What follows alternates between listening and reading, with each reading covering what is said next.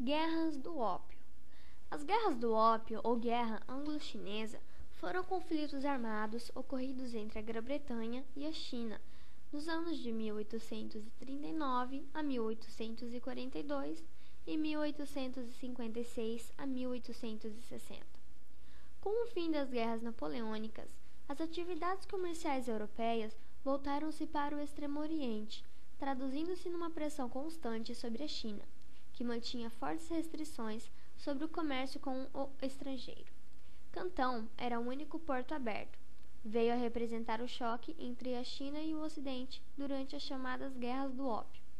Em meados do século XIX, a Grã-Bretanha era a potência mais desenvolvida do mundo, efetuando a transição para a segunda fase da Revolução Industrial.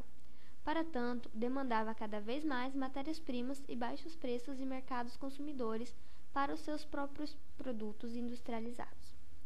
A Índia e a China, países populosos da Ásia, despertavam grande atenção por parte da burguesia britânica.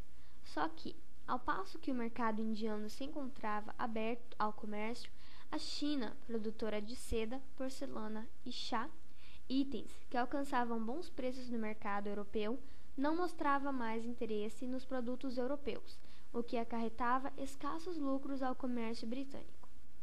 Apenas um produto em particular parecia despertar o interesse dos chineses: o ópio, uma substância entorpecente extraída da papoula, que causa dependência química em seus usuários, introduzido fraudulentamente por comerciantes ingleses e norte-americanos.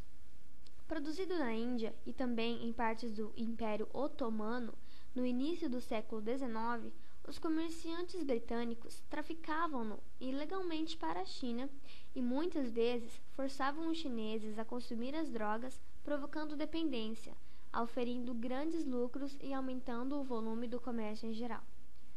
Em 1830, os ingleses haviam obtido a exclusividade das operações comerciais no porto de Cantão. Exportador da seda, chá e porcelana, então, em moda no continente europeu, a Inglaterra tinha uma grande dificuldade comercial em relação à China. Para compensar suas perdas econômicas, a Grã-Bretanha vendia ópio indiano para o Império do Meio, China. O governo de Pequim resolveu proibir a transação da droga. Isso levou Londres a declarar guerra à China, pois pretendia conservar este lucrativo comércio. Nota: a balança comercial das trocas entre os dois países era deficitária, a favor da Grã-Bretanha. Entre 1811 e 1821, o volume anual de importação de ópio na China girava em torno de 4.500 pacotes de 15 quilos cada um. Esta quantidade quadruplicou até 1835 e, 4 anos mais tarde, chegou a ponto de o país importar 450 toneladas, ou seja, 1 grama para cada um dos 450 milhões de habitantes da China na época. A droga chegou a representar a metade das exportações britânicas para a China. O primeiro decreto proibindo o consumo de ópio datou de 1800, mas nunca chegou a ser respeitado. Em 1839, a droga ameaçava seriamente não só as finanças do país, como também a saúde dos soldados. A corrupção graçava. Para chamar a atenção do imperador, o ministro descreveu a situação da seguinte maneira: Majestade, o preço da prata está caindo por causa do pagamento da droga. Em breve, vosso império estará falido. Quanto tempo ainda vamos permitir este jogo com o diabo? Logo, não teremos mais moeda para pagar armas e munição. Pior ainda, não haverá soldados capazes de manejar uma arma porque estarão todos viciados. Em 18 de março de 1839, o imperador lançou um novo decreto, com um forte apelo à população. Através de um panfleto, advertiu o consumo de ópio. As firmas estrangeiras foram cercadas pelos militares, que em poucos dias apreenderam e queimaram na cidade de Cantão mais de 20.000 caixas da droga. Em 1839, diante do assassinato de um súdito chinês por marinheiros britânicos embriagados em Cantão, O comissário imperial ordenou a expulsão de todos os ingleses da cidade.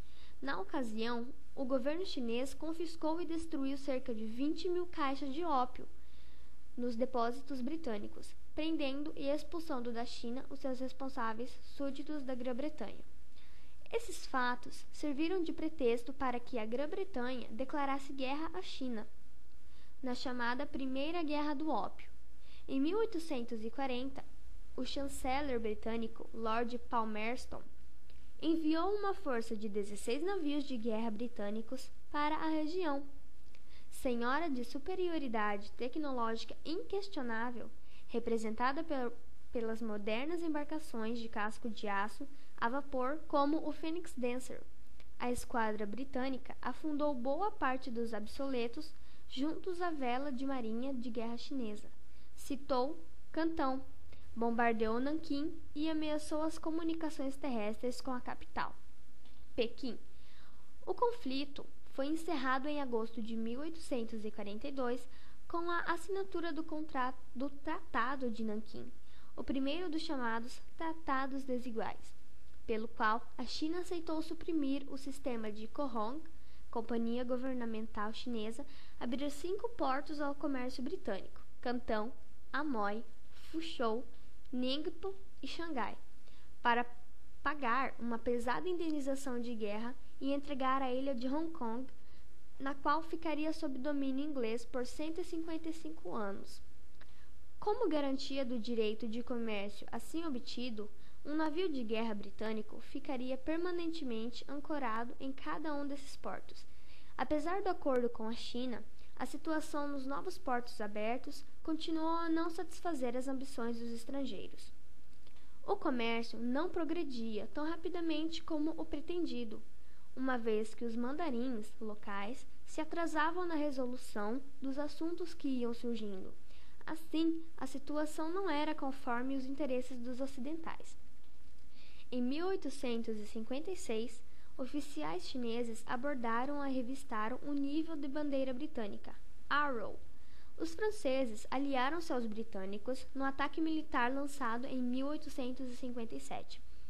Os aliados operaram em redor de Cantão, de onde o vice-rei prosseguia com uma política de intransigência.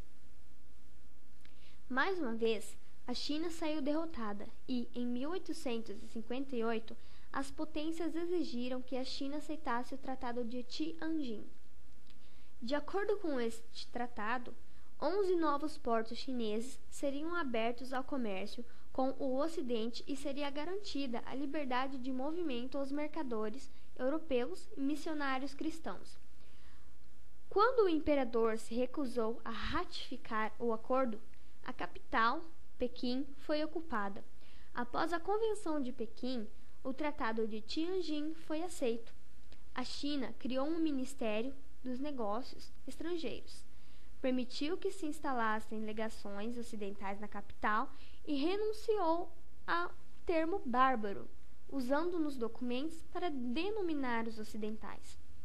Em 1900, o número de portos abertos ao comércio com o Ocidente, chamados de portos de tratado, chegavam a mais de 50, sendo que todos os países europeus, assim como os Estados Unidos da América e o Japão, tinham concessões e privilégios comerciais. A ilha de Hong Kong permaneceu em poder dos britânicos até ser devolvida à China, em julho de 1997.